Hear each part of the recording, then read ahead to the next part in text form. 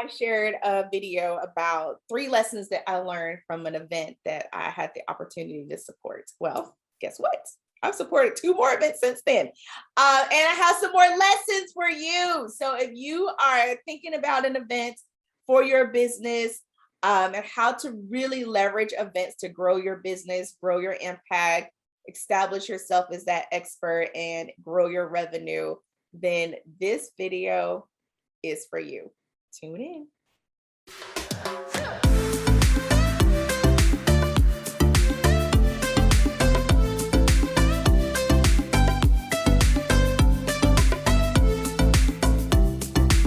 One of the things that has happened over the last week or so is I've actually supported not 1, but 2 virtual events with back of room sales support. And it has been a whirlwind. It was crazy. But one of the events for my client, this was her first 3-day event. And it was quite the experience. The event was amazing. But I wanted to share this week about the courage to do it, because that comes up, a lot with client conversations, but also when we're doing event support, we're having a lot of conversation with event attendees as they're sharing, some of their concerns or their visions or, what's really, going on with them and their businesses, et cetera. And a lot of times that fear and that conversation around courage comes up. And so this week I wanted to chat about the courage to go for it, but I wanted to add the event slant to it. So I know I've been talking a lot about events because I've been going to a lot of them lately.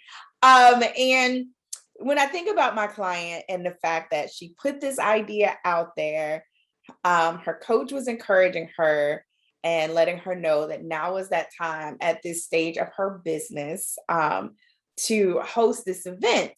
And, dealing with all the different logistics and what is the offer and, are we doing it virtual or hybrid or whatever, all the things that go with it, there still is that element of courage to do something you've never done before, right? Like she's done stuff. She's had events, but not a 3-day event like this in this particular container to create this amazing, which by the way was amazing, experience for her attendees, but also for her business. And so I know that there are people out there. I've had several conversations recently about those that are planning events or thinking about events. I even admitted, like, you know what, I'm building up the courage to do it again. And so I wanted to talk today just about that entire event process and some things to consider when you are thinking about hosting your own events. And if you heard my 3 lessons learned video, when we talked about that, there is power in hosting an event. Nadia's personal slant is in person, but obviously that comes with its own unique challenges these days. But even with creating a virtual experience, because I've been on both sides, I've been part of the event team, but I've also been an attendee. And when done well, it can still be very transformational, very impactful, and really support your audience and your community. So, and it really, again, it positions you as the expert. It can be a great opportunity to generate revenue for your business, but there still can be a lot of fear and trepidation, particularly if you've never done it before, right? And so, here are a couple things to consider. Even if you've done it, you definitely want to, again, think about, because then there's like, am I going to do it again? That was not, I was like, oh, I'm going to do this again. I remember when my husband, he ran his first and at this point only marathon. He was just exhausted. At the end, it was grueling. It was grueling to train. It was grueling to get through it for him. He actually ended up getting injured, although he did finish. Thank God it wasn't, nothing major. And he was just like, I don't know if I will ever do this again, ever, right? To this day, he has not. So I don't know if you'll ever do it again. But I feel like sometimes, that's the way it is with an event. You do a lot to prepare. you have the event and then it's over. And depending on how it goes, you may feel like you've been injured or not. It's just a lot of moving pieces. Even with our other event, we've been having our event debriefs. Like there were just some things that didn't quite go. So that's one of the things. Things aren't always going to go as planned. So here are my three things before I get off on a little tangent. God help me. The first thing is pick a date and do it, right? Just pick a date. There's a lot of, I think sometimes we just get too in our head. I remember some of the sessions I've had over the past week or so. And it was just like, I'm thinking about this. I'm thinking about this. I'm thinking about this. I want to do this. I got all these ideas. And I don't know how many times I was just like, pick a date and just do it. You won't know until you try, right? You just won't know. There are thousands of things that we can pontificate on. We can talk to our friends, our teams, our coaches, but we won't know until we try. So just putting it out there and seeing what happens and really staying in the energy of experimentation. I think sometimes, especially us as women, we put so much pressure on ourselves to get it right the first time. And I remember when I finally gave myself permission to just, you know what, we're just going to experiment, right? We're going to see what happens. It gave me so much freedom to just toss my ideas out there and not willy-nilly, like not, but here's some things that we've been thinking about. Here's some things that I would like to do, but I'm not really sure how it's going to play out. And so you just put it out there. So even if you're thinking about hosting an actual event, whether it's a 3-day or a 2-day or even a 1-day, right? That you pick a date and you do it, because you won't know until you try. And then you'll have data to actually work with so you can decide how you might tweak it or shift it for the next time. The second thing is give yourself enough time.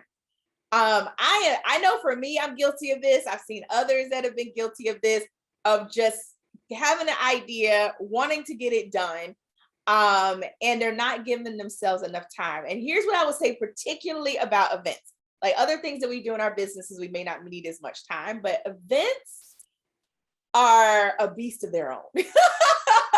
It is one of those things, right? There's just a lot of logistics that I feel like people underestimate the amount of work that really goes into putting together a great experience, but also the amount of support you need to really take the pressure off of you so that when you show up for your event, you can fully show up focused on service and not all the other things that can be going on around you. Okay. So it's more than just picking a date, picking a venue, picking a title, some cute graphics. Like there's a lot of energy and support that's needed in order to really pull it off. You can do it with a lean team. So you just got to make sure you have the right, but you have the right people in place, which is point number 3. Get the right support. Get the right support. Don't try to go it alone. You definitely want to have some support around it in order to, again, because there's so many things. And I've seen this happen where the event host, the trainer that's about to host an event, multi-day event, and be on stage and doing all these things, which already requires a lot of energy, that they're just up doing a lot of other things leading up to it, and they're not focused on that. And so it just feels very frenetic for them. The audience may not notice it, but for them, and it's just a lot of pressure, and it just makes it a lot harder than it has to be. And so just making sure you have the right support in place for your event to help you to move things forward, but also help you have an amazing experience for both yourself, your audience, and your business. I think I said both, but that was 3 things. So for yourself, your audience, and your business, 3 things. So those are some of the tips that I have just after last week's 2 events. This week I'm headed off to yet another event. I love it. Y'all can tell I love what I do. And so if you're thinking about an event, you have questions about an event, you want to know what type of event support, I would love to, get your questions or comments. If you want to schedule some time to meet with me or the team, then head on over to our site. There is a link there to schedule time to talk with us at thedoyenagency.com, or you can go to meetwithdrnadia.com as well, and schedule some time to chat about your event ideas, because we would love to support you if it's a good fit. I'm just gonna put it out there. I love it. I love it. I love it. I love what I do. We love helping clients with events and really helping to grow their revenue that way. And so we would love the opportunity to be able to sit down and chat with you about your event to see if that's a good fit. So that's meetwithdrnadia.com. Or if you have any questions about events or other trainings you would like to see about events, post those comments below, and I will be sure to share. So I have a couple more events this year, and I'll continue to share the highlights, the highs, the lows, the ins, the outs, so that if you are considering events, you'll know what to do. All right. This is Dr. Nadia signing off. I'll see you again soon. Bye-bye.